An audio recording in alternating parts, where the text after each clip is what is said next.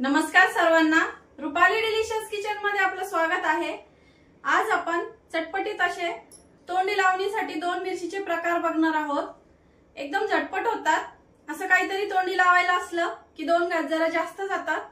तर मग चला सुरुवात करूया आणि साहित्य बघूया। आधी आपण एक पहिला प्रकार बघणार आहोत। तर मग चला आपण आज पहिला प्रकार तोंडी लावणीसाठी लिंबू मिरची बघणार आहोत। तर इथे मी 50 ग्रॅम मिरची घेतली आहे। ही मीडियम तिखटवाली आहे। तुम्ही तिखटवाली घेऊ शकता, तुम्हाला कसं तिखट आवडतं त्याप्रमाणे। एक लिंबू घेतलाय। फोडणीसाठी मोहरी, जिरं, हळद आणि आपण भाजीला घेतो त्यापेक्षा आपण थोडंसं चवीपुरतं म्हणजे थोडं जास्त मीठ घ्यायचं आहे। तर आपण आता इथं कढई गरम करायला ठेवली आहे। यामध्ये आपल्याला तेल टाकून घ्यायचं आहे। तर 2 चमचे तेल टाकते मी इथं, म्हणजे अर्धी पळी। तेल थोडंसं गरम झालं की भरपूर असं म्हणजे अर्धा चमचा मी इथं मोहरी टाकते।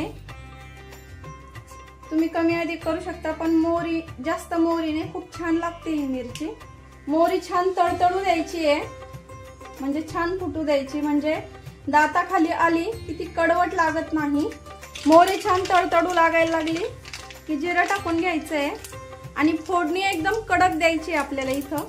आणि मिरच्या मी अशा अर्ध्या कट करून घेतलेल्या आहे। अशा ह्या प्रकारे सगळ्या मिरच्या कट करून घ्यायच्या आपल्याला। आता मिरच्या टाकून घेऊया। आता मिरच्या मी छान परतून घेते। मिरच्या हलक्याशा परतल्या की पाव चमचा हळद टाकून घ्यायची आहे। चवीपुरतं जे मीठ घेतलंय ते मिक्स करायचे आणि एक जे लिंबू घेतलंय ते टाकून घेते इथं।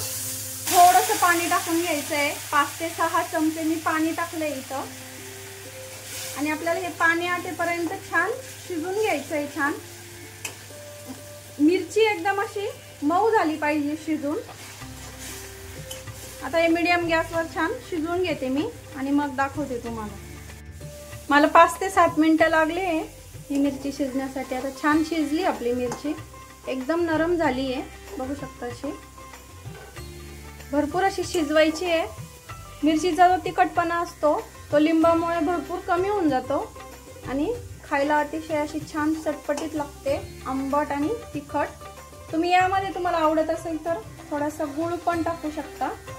आता आपण हे काढून घेऊया आणि दुसरा प्रकार बघूया। असे काढून घेतली आता मस्त। आता आपण या दुसरा प्रकार बघूया। आता आपण इथं दह्यातली मिरची करणार आहे। ही पण खूप छान लागते, ही पण तशीच चटपटीत लागते मस्त।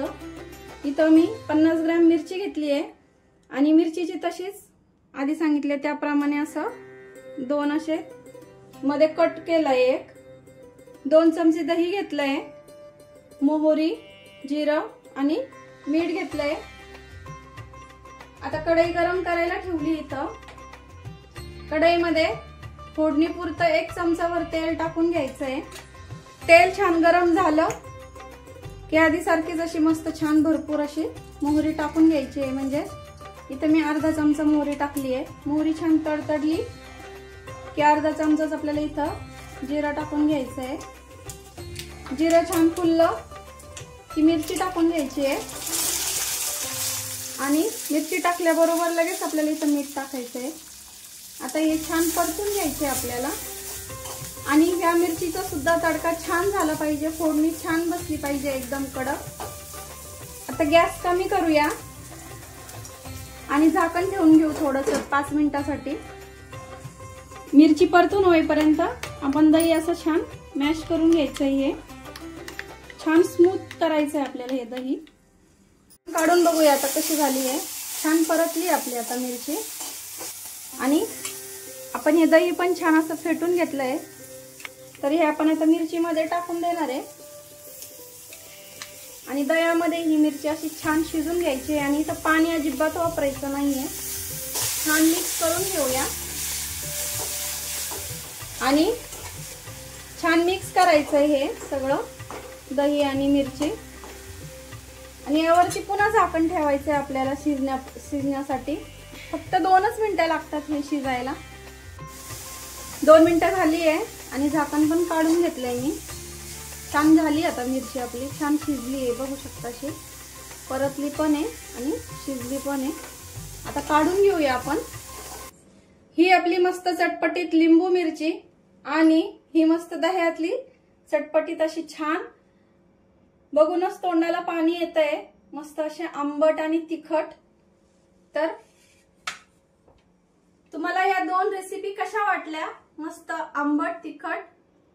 तर तोंडी लावणीसाठी खूप छान हा उत्तम उपाय आहे। तर काहीतरी वेगळं तोंडी लावण्यासाठी म्हणून नक्की रेसिपी ट्राय करा। रेसिपी आवडली असेल तर लाईक, शेअर, सबस्क्राईब करायला विसरू नका आणि रेसिपी नक्की ट्राय करा, कारण घरचं जेवण हे खरंच स्वादिष्ट असतं। अशाच नवीन छान छान रेसिपींसोबत पुन्हा भेटूया। तोपर्यंत बाय बाय।